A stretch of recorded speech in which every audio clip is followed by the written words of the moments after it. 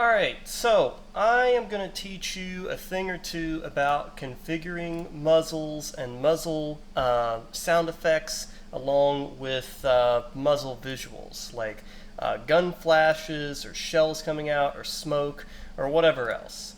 And basically I was running into some issues and I figured out how to fix those issues, and I'd like to talk about some of the nuances of the code and how everything works.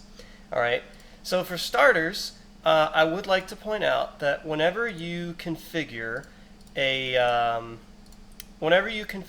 model so that it uses the muzzles, and it has some sort of effect or flash that comes from it. This is where the bullets spawn. Okay, you basically want a bone, and this bone is going to be called muzzle A00. And if you have more than one muzzle, you're going to have muzzle A01, muzzle A02, and so on. And those are basically going to act as the barrels.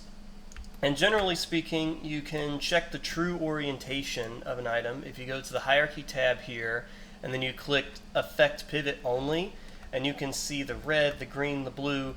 But generally speaking, for these muzzles, you want them to face forward, okay, with the red arrow facing forward and the green arrow facing left, with the blue arrow facing up. And that will show you like the direction. Like that's the direction that the effects are coming from, or where you want the bullets to come from. But furthermore, basically, aside from the muzzle, you have the effects, okay?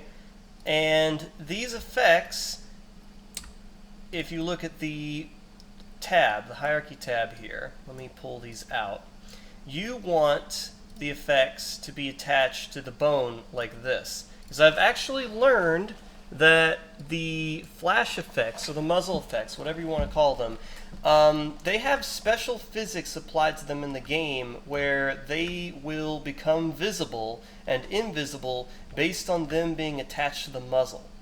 But something that I discovered was that you can't actually attach multiple particles to the same muzzle, which is really weird. I had this effect, this issue that was going on in the game, because the muzzle, you would shoot, and then you'd have things like the shells coming out of the gun, and you'd have the shells and the smoke, but the shells and the smoke would still be coming out despite the fact that the gun was not shooting.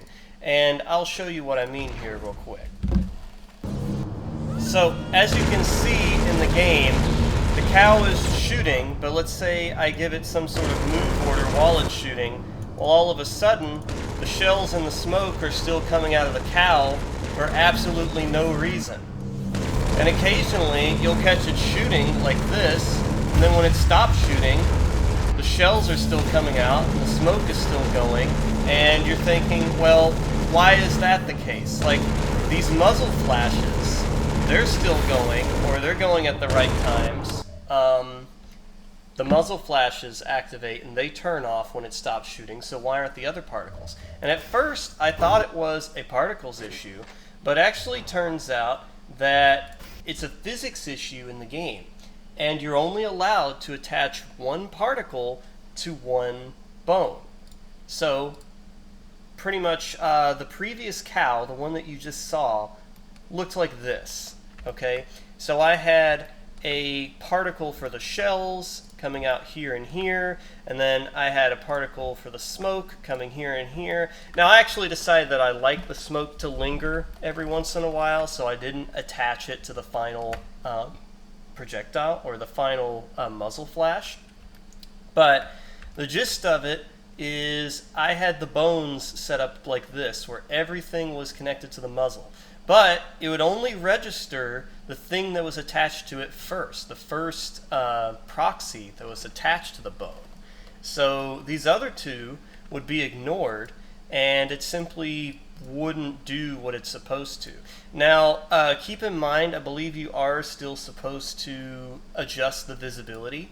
Like if you go into the cow here and you open up the curve editor, you still want to make sure that you have a visibility track, which you can do that by going to tracks, visibility, and then like add a visibility track. But right here, basically we've set this up to where basically on the timeline you can tell that this is told to become visible when it starts firing, when the machine gun goes off, and then it goes invisible after it is finished. Yeah, like this. So you can tell that during the firing animation it becomes visible, so it has a value of 1, and then it has a value of 0 once it is run out. Visibility is important, but we've learned that we can only attach one particle to one bone. So what's the solution, you may ask? Well, that's actually to combine the particles together. So if we open up the particles editor,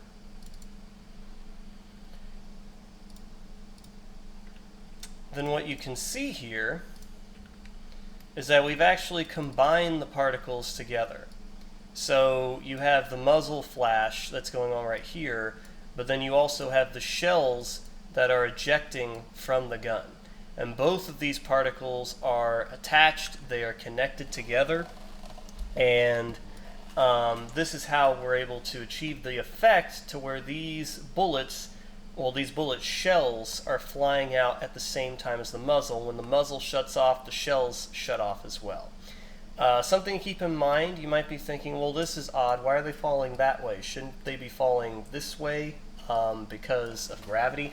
Well, the way we applied gravity to these shells, the particle, is in here underneath the physics tab. We actually don't need attract acceleration. That makes it want to go back to its origin point.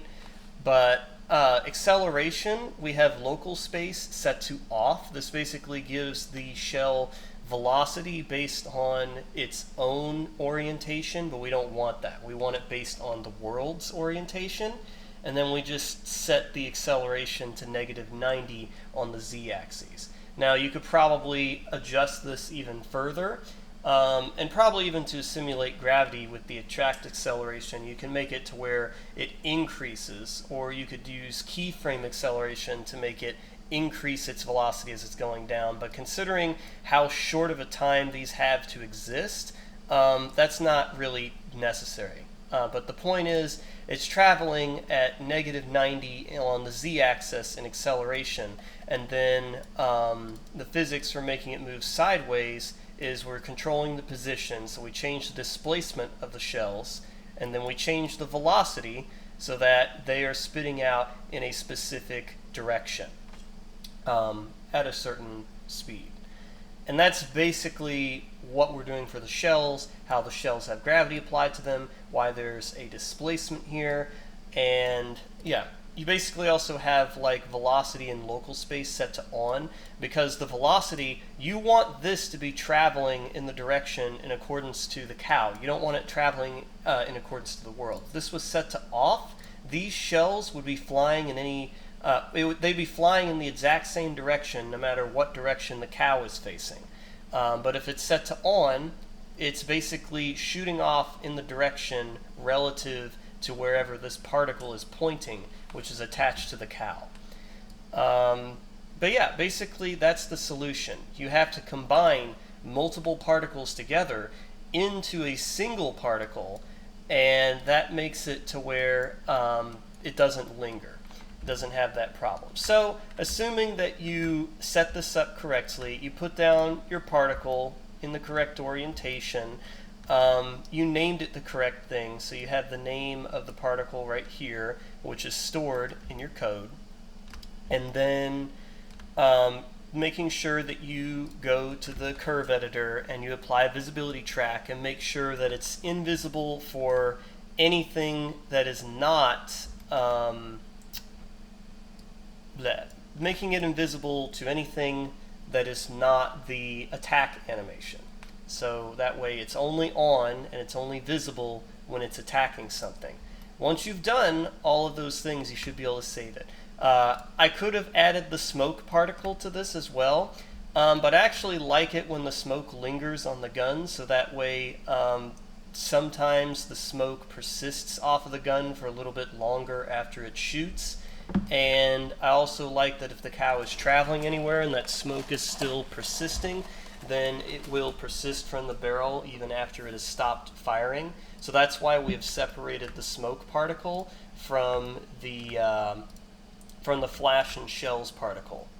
But we have two of these. We have one attached to one bone and one attached to the other, which again you can see from the hierarchy table. So you have this particle attached to this bone and this particle attached to this bone. And these bones define where the projectiles spawn from.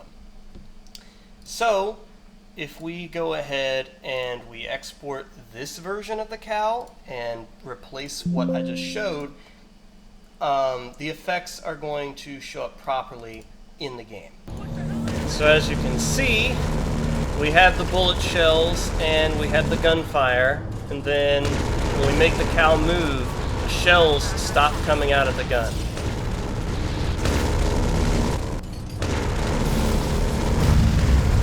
Now you can also tell that the shells and the muzzle flash might be a little bit smaller than what they were before, and that is intentional. This is because I made them smaller so that the cow's head doesn't look like it's getting roasted alive, and also so the shells are about the size of the exit port on the gun.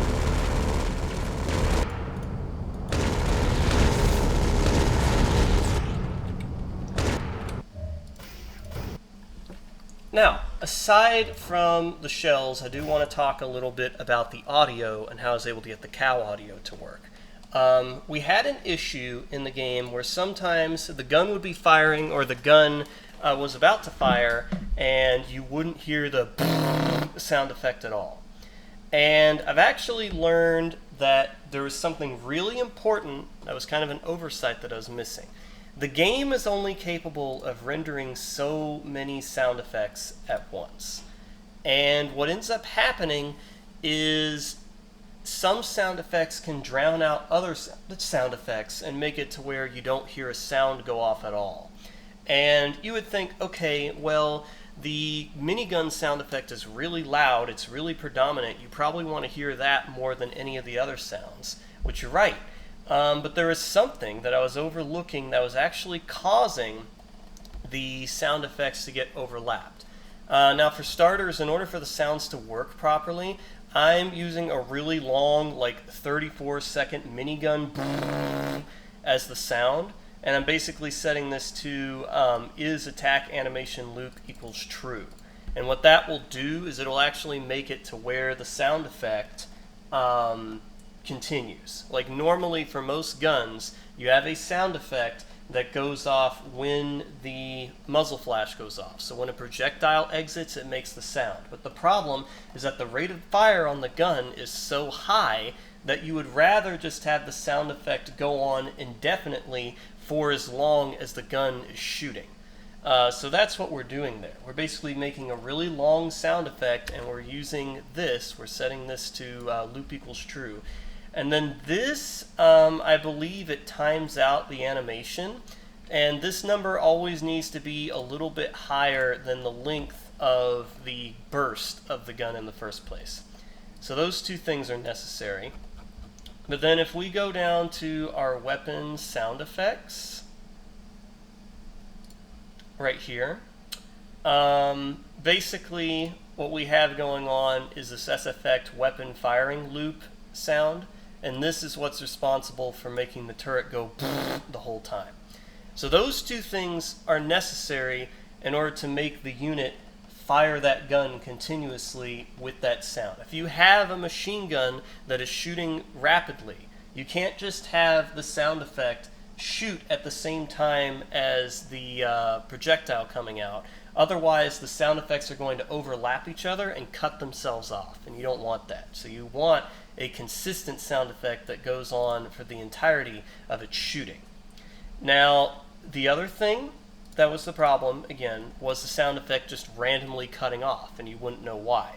Well, it turns out it's because in the projectiles here, you have projectile event detonate and detonate reduced by armor. And what these sound effects are responsible for is the sound when the bullet hits the ground or it hits an enemy. And this is not good. You do not want these sound effects for a gun that's shooting like 20 rounds a second. Because what's happening is if the game can only play like 25 sound effects at once, and you're shooting like 20 of these things a second on the ground, if you get close to the area where the guns are shooting and it's hitting against a wall, those sound effects are going to drown out the sounds of the minigun, and you don't want that because the minigun is so loud and it's so predominant that you probably wouldn't even be able to hear these things hitting the ground in the first place. So it's best just to cut these sound effects out and leave the other one so that when the cow shoots its minigun, the minigun is doing its full blast, all at once. Now, I guess one final thing I do want to talk about, which isn't related to sound effects or setting up the muzzles, well, I guess it does have to do with setting up the muzzles, would be how I got the turret to rotate. And this has to do with turret physics in the game. As you might be able to tell, the gun does not rotate left to right, but it does rotate up and down, and this is basically how I was able to do that. For starters, you want to set the rotate extent to 1 degree. Normally this is something like 360 degrees, but I set this to 1 degree so that the gun is incapable of moving too far to the left or the right. And then I set the turret elevation to 90 degrees. This means the cow is capable of pointing its gun like straight up in the air 90 degrees. But I also set the turret bone and the barrel bone to turret 00. And I connected turret 00 to the main gun. And this is how the bones are set up on the cow here. So let me just get rid of the collision box. And then, as you can see here, we basically have our gun bone. Like, this is our bone for the guns, and this is how I configured it with the animation. This down here is our turret bone. And normally for most weapons you have the turret bone, which it's configured on this axis. So if you went to the effect point, you once again have the x-axis facing the front, the y-axis facing the left, and the z-axis facing the top. That's the orientation that the bone is supposed to be in when you have a turret. Or yeah, that's pretty much what happens. That's what it's supposed to be when you have a turret. Pretty sure that's the direction it's supposed to be when you have a barrel. But basically what's going on here is you have all these different bones attached. The turret bone is attached to these points right here, these center points. Okay? And then you have rotate 1 and rotate 2, which are connected to the barrels. And they are located in the center of the barrels at the end. And that's for the rotation animations. And on the tree here, you can tell that the rotation bones are connected to the turret bone. So whenever you move this bone, it's also going to move the rotation bones, like this. But it is important to keep in mind how I was able to make the guns move up and down like that. You basically have your turret bone, and the turret bone is connected to the rotation bones right here, and the muzzles are also connected to the turret bone. And basically, on the skin modifier for this object, the turret is this body right here, and then the rotating parts, the barrel itself, is R1 and R2. And normally, imagine if this was a tank, okay, and these barrels didn't rotate. This rotate barrel 1 or rotate barrel 2 or whatever else, that would be the bone that substitutes this one right here. And you'd put the name of that bone in its place. And that would make it to where this rotates across this axis. The turret bone rotates across here like that. But then the barrel bone would move up and down. But in this case, this is something where we want all of it to be one solid structure. So we gave gave the up and down motion and the left and right motion to the exact same turret bone. And the rest of it is just attached to this gun bone up here. And that just makes it to where this is one solid object and it's connected to the pelvis of the cow. And this one moves independently so that whenever the cow moves, the guns stay straight forward. Like it doesn't always lean or move drastically with the pelvis. But yeah, that's pretty much how we configure the up and down motion of the guns. That's how we got the muzzles to work. That's how we got the sound effects working. And that's just kind of a general overview of getting gun barrels to work in Universe at War.